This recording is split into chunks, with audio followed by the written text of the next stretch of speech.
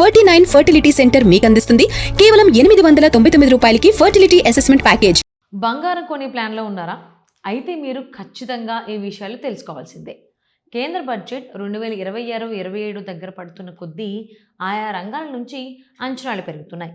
ముఖ్యంగా పెరుగుతున్న ఖర్చులు, బలహీనమైన డిమాండ్, ప్రపంచ పోటీని ఎదుర్కోవడానికి gems and jewellery industry practical policy support కోరుకుంటోంది. బంగారం ధరలు అధిక స్థాయిలో ఉండటం, అంతర్జాతీయ వాణిజ్యం మరింత క్లిష్టంగా మారుతున్నందున బడ్జెట్లో చేసే కీలక ప్రకటనలు గ్రోత్, ఎక్స్పోర్ట్స్, జాబ్స్కి తోడ్పడతాయని ఇండస్ట్రీ లీడర్స్ విశ్వసిస్తున్నారు. ఇంపోర్ట్ డ్యూటీస్ తగ్గించాలని డిమాండ్ ఈ ఇండస్ట్రీ నుంచి ఉన్న అతిపెద్ద డిమాండ్లలో ఒకటి బంగారం, వెండి, ప్లాటినం, కలర్డ్ జెమ్ స్టోన్స్ వంటి ముడి పదార్థాలపై దిగుమతి సుంకాలను తగ్గించాలి.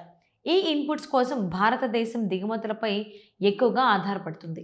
సుంకాలు ఎక్కువగా ఉన్నప్పుడు తయారీ ఖర్చులు పెరుగుతాయి. దీనివల్ల ప్రపంచ మార్కెట్లో ఇండియన్ జ్యువెలరీకి ఆకర్షణ తగ్గుతుంది. దిగుమతి సుంకాలను తగ్గించడం వల్ల ఖర్చులు మిగులుతాయి. ఎక్స్పోర్ట్స్ ప్రైస్ ఇంప్రూవ్ అవుతుంది. ఇండియన్ మ్యానుఫ్యాక్చరర్స్కి ప్రపంచ కంపెనీలతో పోటీ పడే ఛాన్స్ ఉంటుందని అంటున్నారు. సింపుల్ కస్టమ్స్ ప్రొసీజర్స్ మరో కీలక అభ్యర్థన ఏంటంటే కస్టమ్స్ ప్రాసెస్ని సింప్లిఫై చేయడం. లెంతీ క్లియరెన్స్, పేపర్ వర్క్ కారణంగా ఎగుమతిదారులు ఇబ్బందులు ఎదుర్కొంటారు. Faster customs clearance, risk based checks, digital documentation వినియోగం లాజిస్టిక్స్ ఖర్చులను తగ్గించవచ్చు. డెలివరీ టైం లైన్ని ఇంప్రూవ్ చేస్తుంది.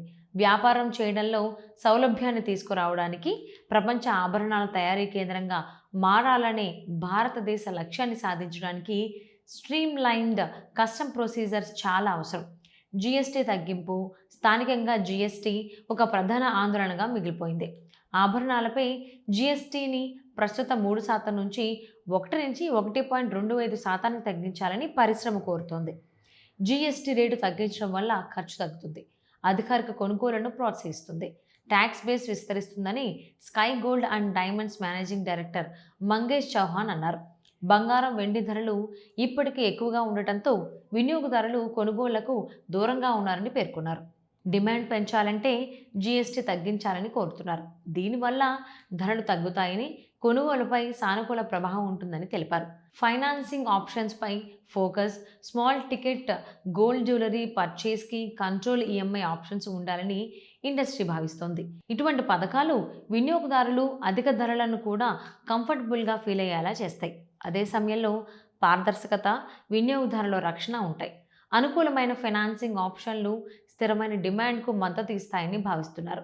ఇళ్లలోని బంగారం వ్యవస్థలోకి తేవాలి. భారతదేశంలోని ఇళ్లలో దాదాపు 24,000 టన్నుల గోల్డ్ ఉందని అంచనా.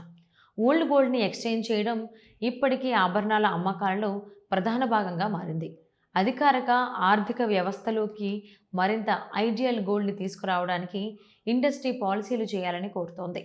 ఈ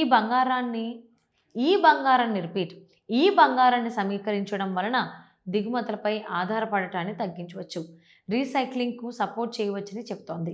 లాంగ్ టర్మ్ ఎకనామిక్ వాల్యూని అన్లాక్ చేయవచ్చని పేర్కొంది. ఇన్ఫ్రాస్ట్రక్చర్ డెవలప్మెంట్ కూడా ఇండస్ట్రీ ఎజెండాలో కీలకం.